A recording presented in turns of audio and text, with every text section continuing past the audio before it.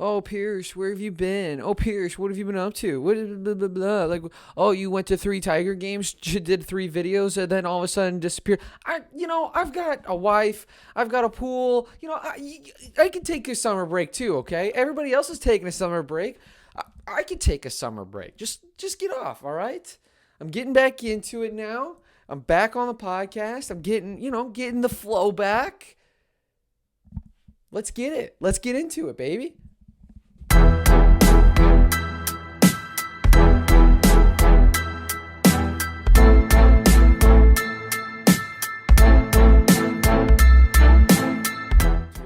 Yeah, no, sometimes you just need a breather, and I decided to take a little breather, and football's starting to come back. It's hard. It's really hard to do a podcast when your number one team makes you so upset and sad every single day, and is literally the most disappointing thing in the whole entire world, and that'd be the Detroit Tigers. I don't want to talk about them. I don't want to talk about it. It just makes me more and more sad. I just want it to be left alone. I just want to be left alone and just sit in my room and cry as I watch Schoolboy be shut down. We'll talk about that later. But I'm back. We've got a lot of cool things planned. We're all the way back. Lions football season is back. Football season is back. And more football season is back. And I'm excited to start. So let's get to it. Last Tuesday, Detroit, Hard Knocks, first preseason game. Let's combine the two. All right, here are some things that I loved about the Hard Knocks. One, I absolutely love this team, and so does all of America. The Lions this year are going to be America's team. Honestly, I don't know how you watch even one episode of Hard Knocks and think to yourself, yeah, I can't really root for these Lions. I am jazzed to watch the Lions lose this year. Jazzed. Every single year I go into it and I think to myself, oh, the Lions are just going to be terrible. The Lions are going to win 4 games. They're going to win 4 games this year, and guess what? They're going to be awesome and fun to watch. At least they're going to try. You can guarantee, that's the number one thing I've taken away from Hard Knocks, is that on every single down, even when they lose, they're going to give it some effort, and they're going to give it some gumption. That's all I ask for. That's all I ask for. I'm not getting that with the Tigers. No, I said I was going to talk about that later. I just want some fight. Every single down, every single game, every single week, you're gonna give me 150%. Damn it, they are. That's as good as it gets. And Hard Knocks is really hitting on that.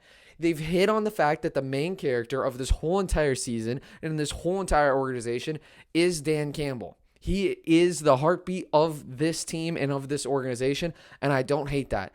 I don't hate this guy who is going to pound nails for just every single game. I mean, he's doing up down. He's doing burpees. What the hell? I can't even do a burpee. And this dude's out here doing 20, 30, 50 of them. I love Dan Campbell. I love Dan Campbell so much that if he wins 2 games this year and 2 games next year, I think we should keep him on for 1 more year just because he's just so freaking lovable. I love him so much. But here are some quotes that I got from him. Obviously, the 1 ass cheek, 3 toes quote, everybody went viral. But here, first line, don't be late, don't be overweight, don't disrespect the game, don't disrespect your teammate. How do you not get jazzed for that? Those are 4 basic rules of Detroit Lions football. How do you not get jazzed for that? Don't be late and don't be overweight. Let's see here. Okay, I think I'm pretty good on the no overweight. But don't disrespect the game, man. Don't disrespect the game. Hell yeah, I love that. All I think about it. It's all I think about. All I think about is you guys. That's what he said. It's all I think about. All I think about all the time. Every single moment. He just thinks about Lions football. Who doesn't want that as a coach? If you're a free agent next year and you're watching Hard Knocks, how do you not see Dan Campbell and think, man, gotta give it to him. He cares. How do you not want to play for that? I understand not want to play for Detroit, but, Dan Campbell, baby. All right, the first, 4 minutes has just been a Dan Campbell love affair. That's fine. I love Dan Campbell, and the Hard Knocks does too. But from that first preseason game with the Falcons, I've tweeted about 1,000 times. I honestly think Marcus Mariota is going to be a good football player this year. I think he leads the Falcons to 7 or 8 wins this year. I don't think you don't take wins and losses in the preseason too seriously. I mean, the Lions went 4-0, and then when they went 0-16. So for me, I'm looking at the offense, and I looked at the defense, and I think that on that first quarter, and I think the defense okay. Hutchinson with a big sack. Hutchinson with a couple of big plays. Double teamed him early because he can be a threat, which makes me excited for the next year. There's some holes that we need to figure out, but that's just the Lions defense. But what is really exciting is that offense, that first drive of the first drive. The offensive line is where you win and lose games. Everybody's flashy. I want a big wide receiver. I want a big quarterback. You win with the offensive line and you win with the defensive line. The offensive line dominated that first drive. That first drive, they dominated. The holes were huge. Jamal and DeAndre got 3 yards every single time. Jared Goff had plenty of time to go through his progressions. He went through one. He would get to his first, then he would get to his second very quickly. Goff looked great. The wide receiving core is okay. But the important thing is that we have an established run game that can lead to a play action that Amon St. Brown, who's very fast, can get behind the safeties and have a big play on a play action. That's going to happen a lot this year from what I can tell. The biggest takeaway is that the offensive line, when healthy, can be a top 5 offensive line in the NFL. And that's as good as it's going to get because in my opinion and how I think Brad Holmes is building this team, and I've been saying it for a long time, is that you take Jared Goff, you have him be your quarterback for 2 years. After this year, you cut him, and you get a rookie quarterback, C.J. Stroud, DJ Ugalele, Van Dyke, who's being big on boards, Will Levis, just Bryce Young. You get one of those guys to then be your quarterback next year. You plug him, you place him in there into a really good system, into a really good team, and you go off, and you go to the Super Bowl on a rookie quarterback contract like Patrick Mahomes and Joe Burrow has done. That's the formula, and that is very, very, very possible. I think if we just keep building where we're at. I like where we're going. You've got a great offensive line. You've got some weapons. I think Williams is going to be great. I think Amon-Ra St. Brown's going to be great. I think Hawkinson's obviously great. Swift, Williams. You have some weapons on this offense. You're just missing that star quarterback to take them to that next level. I love how the Lions are being built, and that's all of my takeaways from the first drive of the first game. That this team is built not for this year to win the Super Bowl, but a couple years from now they could be sniffing. I like it. I like it a lot. All right, let's go to the Tigers. Let's talk about the Tigers, okay? I've taken a couple of weeks off. I saw them in person in Arizona, and then I took a couple of weeks off, just watching them every single day and just crying. I just don't understand. Obviously, we fire Al Avila, and we're all excited about firing Al Avila. That's great. I just want a GM that can come in here. He's going to have $35 million. He or she will have $35 million to work with Cabrera's contract getting up after next year. They have some things. They have some pieces. I'll give Al Avila this. They have pieces. He never won a trade ever, but he drafted well. So there are pieces that we can mess with. Scooble Mize, if we can figure out where Erod is, I understand he was pitching in Toledo, but if we can figure out how to get him back in the rotation next year, I think we can go out and we got to figure something out. We got to figure something out because this team isn't it.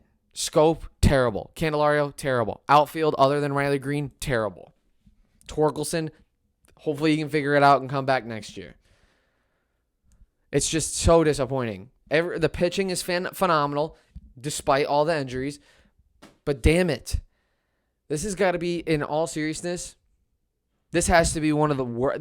I'm gonna get called crazy, but in my own humble opinion, I think this might be the worst Tigers year I've ever experienced.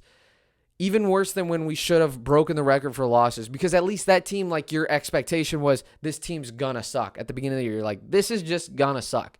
This team had hope. I was talking about being a 500 team. People were talking about them being in the postseason, and now they're like the third worst baseball team. And it's just like, this is the most horrible year I think I've ever experienced as a Tigers fan. It's so bad. It's so disappointing every single day. The Tigers tweet, final. There's just nothing. There's nobody's getting up anymore. Just sucks. It's the worst year ever to be a Tigers fan. At least football's around the corner. And I can like tell myself for a couple weeks that, hey, it's going to get better. It's so stupid. Whatever. Stupid baseball. As I wear a 6 + 4 + 3 = 2 t-shirt. I hate baseball. I do. I hate it because it just doesn't love me back. All right. let's talk about something fun. Let's get back into the groove of things. Today's a quick episode. We got a lot coming in later. I just wanted to get back in the groove of things, get back on your timeline, get back on your routine. That's all this is about. So there's going to be a quick podcast, but it is time for your European Minute. In 3, 2, 1. Chelsea has the greatest defense of all time. They should have beaten Spurs. It was a foul. It was a foul, and then all of a sudden Spurs score a goal. The guy got his hair pulled worse than – I'm not going to make that joke. But look, Spurs got away with a tie, and what I've said about soccer is that the great teams figure out a way when there's 0 points on the board to figure out a way to get a point. That's how you win the league. I'd look out for Spurs. I love Antonio Conte, even though he should have gotten a red card. But anyway, Manchester United. I don't know where you go if you're Manchester United. I have no idea. I have no clue. Cristiano Ronaldo cannot leave. He's been asked to go to Juventus, Inter, AC Milan. They're trying to ship him off for free. Everybody's saying no. I don't know what to do. I don't know what to do if you're Manchester United. I think you're just going to be eighth. You're going to finish 8th this year, and you need to restart. And they're going to lose by 90 against Liverpool next Monday. And they're just going to get killed. All right, and that has been your European Minute. Next week, I just wanted to have a quick podcast today. Talk about some Detroit sports. Get back in the swing of things right before football season comes. College football's on the way. Week 0's in 2 weeks. My Huskers are in Ireland, and I'm excited for it. I think that they're going to do really well. This year, I'm going to be in Michigan for the Michigan-Nebraska game. I'm hyped up for that. Going to the big house. Quietest 90,000 you'll ever hear. Hyped up for that. Next week's show is going to be a little bit more packed. We're going to have college football predictions. So I'm going to be predicting Michigan State, Michigan, all the Big Ten. Just go right through their records. I'm going to pick division winners, conference winners, Final Four, national champs, and Heisman Trophy predictions, which, by the way, I'm going to give you a little bit of a hot take right here, right now. I don't think Bryce Young wins, and I don't think C.J. Stroud wins. I think Bo Nix. Bo Nix. You can get him for a lot. Look, Pac-12 is bad. Oregon is coming up. Bo Nix, if he is the starter, which I think he will be, it's made for him. It's made for him to be a very successful quarterback. And DJ Uiagalelei, who I've loved since he was a freshman in high school. I've picked him out for a long time. I think he has a big year. I think he could be a future Lion. I think that's all I'm saying. That's something that we're going to have to keep an eye on as Lions fans throughout this year. There's about 9 quarterbacks that are going to be performing this year, and I think that Brad Holmes is going to be watching it every Saturday for those guys to see who's going to be the next quarterback for the Lions next year. So, before I leave, I have a final thought, final rant, all right? I've been gone for a while, but I have a rant. Here in Arizona, pests are a really big problem, okay? My wife likes to say that we're living in like light Australia. Anything can kill you. There's animals and rodents, and it's crazy. Okay, so you have to have a pest guy come out every 2 months, and a pest guy sprays, and all of a sudden, boom, they're gone. I don't know how we do it. I don't know what I have a prediction that they just spray water, and it's just like a placebo effect. Not the point. It's a hot day. It's 110. Guy comes, sprays my house, outside, inside, all that kind of stuff.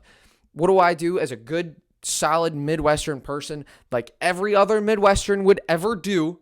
I say, hey, go out to my beer fridge. I've got Gatorades in there. Help yourself. I've got a Gatorade. I've got Gatorade body armor. Do whatever you want. Take whatever you want. I figured this is a grown man. This is a grown freaking man. I said, hey, have whatever you want. And in front of me, he grabbed 2. He grabbed a body armor and a Gatorade.